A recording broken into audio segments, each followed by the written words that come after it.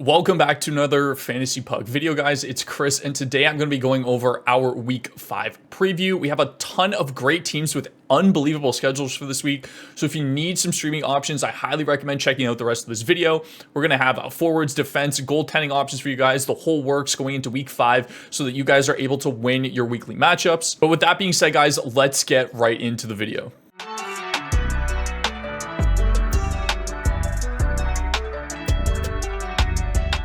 Taking a look at the best schedule for Week 5, we have the Florida Panthers with an absolute perfect schedule. So if you have any Panthers this week, you are laughing. They have 4 games and 4 off nights, which is, like I said, perfect schedule. Can't go anything wrong. The Leafs are the second best team with 4 games and 3 off nights. And then there are a bunch of options that play 4 games this week and only have 2 off nights. So we're going to try and focus our best on picking up and streaming some of the players that, especially Florida, for example, have an ideal schedule for this week. Moving on to our worst schedule, the main nights are again the Tuesday, the Thursday, and the Saturday. This is how the NHL likes to schedule their week.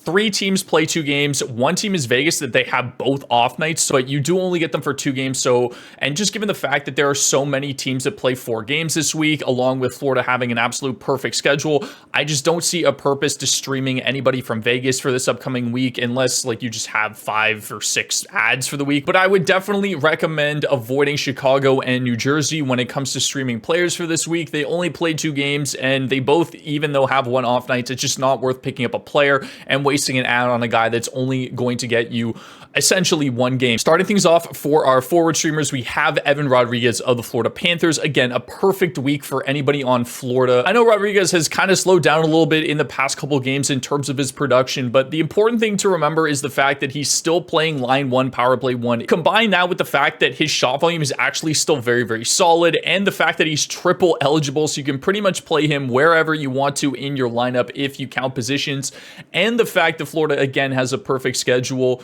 It's just an absolute slam dunk of a stream option for this week. I don't see anybody beating him out. I think he's a great option. He gets you, at the very least, he gets you some shot volume and exposure to guys like Barkov and Matthew Tkachuk on the power play as well. So again, I think Rodriguez is probably your number 1 option if he's available to you guys, whether it's 10-team, 12-team plus. I can't see him being available in leagues beyond 12-team, but he should just be your number 1 option if you're streaming a player for next week. Boone Jenner might not have the most ideal schedule for the week, but the fact that he's still under 50% owned is kind of crazy to me. His production may have slowed down a little bit, but the shot volume and the hits continue to pile up, along with the fact that he does chip in typically a couple blocks here and there as well too. So great category coverage, good exposure. I know, again, his production hasn't been great. He's had 2 points in his last 6 games or so, but it's the fact that you're getting a guy that gives you solid peripherals on top of playing over 18 minutes average time on ice per game. I think Jenner's a great option for this week, even though his schedule isn't the best. He gets 2 off nights, but again, he plays 4 games this week, so I would highly recommend grabbing him if he's available. Toronto's depth has definitely struggled, and one of the people that we were expecting to kind of have a really, really good year, especially playing in the top 6 with guys like Matthews and Marner, was Tyler Bertuzzi, but unfortunately, it hasn't been the case early on. I think Bertuzzi is a good option this week just because of the schedule. You get him for 3 off nights, 4 games total. At 32% owned, he should be pretty available to most of you. At the very least, he's going to get you a couple shots and a couple hits a game. He's, again, not playing top line anymore right now, but he's still seeing top 6 minutes, plays around 15, 16 minutes a night. I think, again, given the fact that Toronto's schedule is so good for this week and he's still playing in that top to middle 6, Bertuzzi's a decent enough option that you'd be able to stream for the week. Marcus Foligno, 18% owned. Very similar situation to Boone Jenner, where he's just been so good in the peripherals department, especially when it comes to hits, and his production has been really, really good as of late too. He's got 5 points in his last 6 games. He gets you around like 2 to 3 shots, around a hit or 2. Sometimes he does this thing where he goes and he gets you like 5 or 6 hits in a game.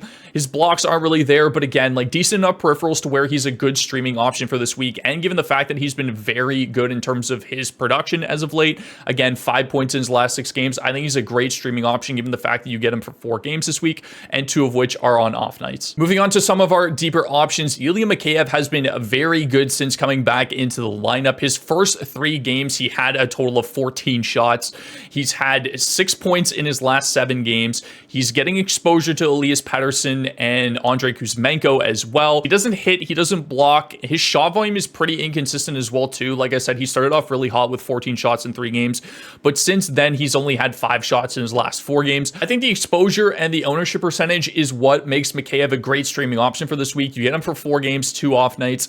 I think just given the fact that he gets exposure to Elias Pettersson and Andrei Kuzmenko, and the fact on top of that, that Vancouver just seems to be absolutely rolling teams right now, he's a great stream option for you guys at 10% owned, especially in deeper leagues. I highly recommend picking him up and capitalizing on his hot start. Now, if you look at Anton Lundell, you're seeing, oh, he only has 3 points in 10 total games. But a couple things to highlight with Anton Lundell is 3 of his points have come in his last 5 games.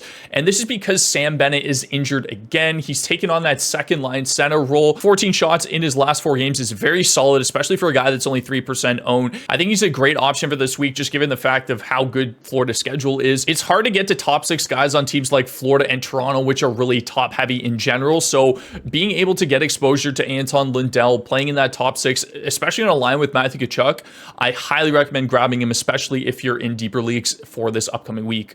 Calle Jarnkrok is again another good option just given the week that Toronto has. He's got 3 points in his last 5 games, and that's because he's been skating with Matthews and Marner on the top line. He's consistently getting over 16 minutes time on ice, and he's chipping in terms of shot volume and hits as well. You're getting line 1 exposure to Matthews and Marner. You can see that Jarnkrok has definitely been able to chip in the last 5 games, getting 3 points. Very similar situation to Lundell. You're getting a guy that's getting top 6 exposure that's basically 3% owned. So completely up to you what you guys want to do. I highly recommend picking up one of Lundell or Jarnkrok for this upcoming week if you're in a deeper league especially. And then finally, guys, we have Marco Rossi for our forward streams. He's now playing line 1 in Minnesota with Kirill Kaprizov and Matt Zuccarello.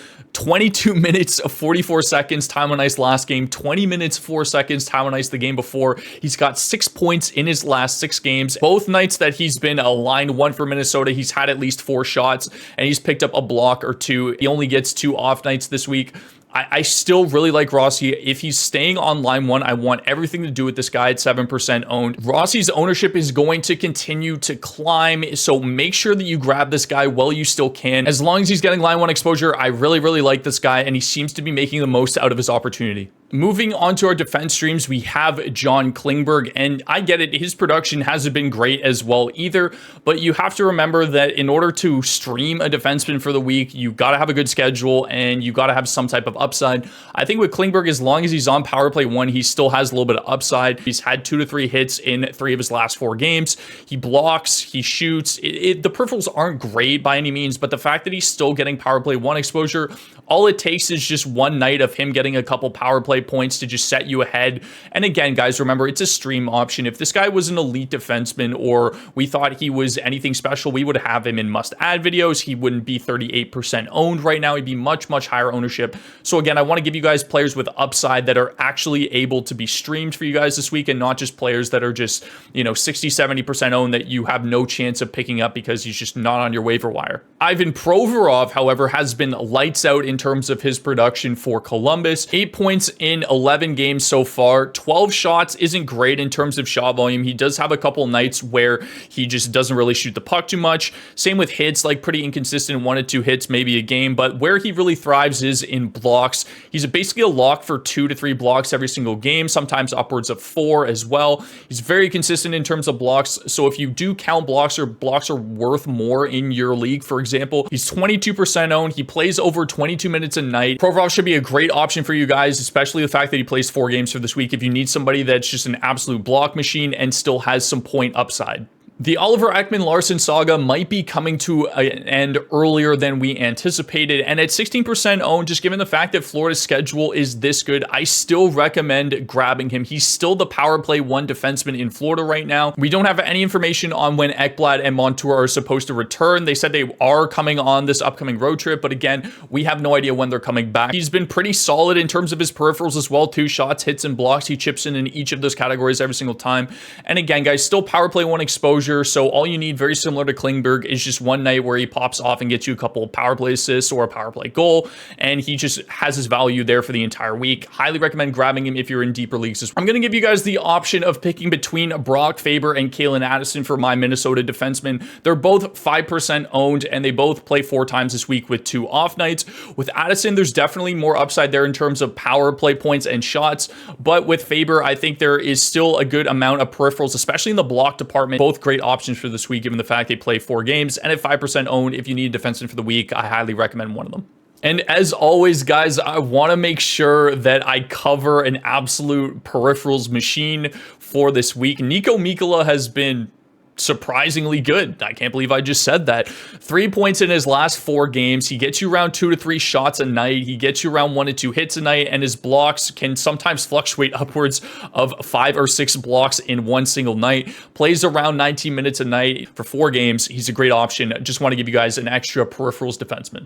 Finishing up, we have our goalie streams. Marc-Andre Fleury, 60% owned, honestly has been better than Gustafsson has been as of late. So I don't know if they're just going to hand him the majority of the starting role going forward, or what's going to happen with that split. He should get at least 1 game this week against the Rangers or the Sabres. I don't know which one is which, so I just wanted to keep them all highlighted in green. But at 60% owned, if you're in a 10-team league and you need a goalie stream for this week, I highly recommend Fleury. On to Ukko-Pekka Luukkonen, 25% owned. He's going to get a back-to-back against Pittsburgh, who is currently still the worst team in the Eastern Conference. I think that's a pretty good stream if you're looking for a win. Casey DeSmith and Scott Wedgwood are kind of in the same boat. They both have an off night back-to-back where they should be starting.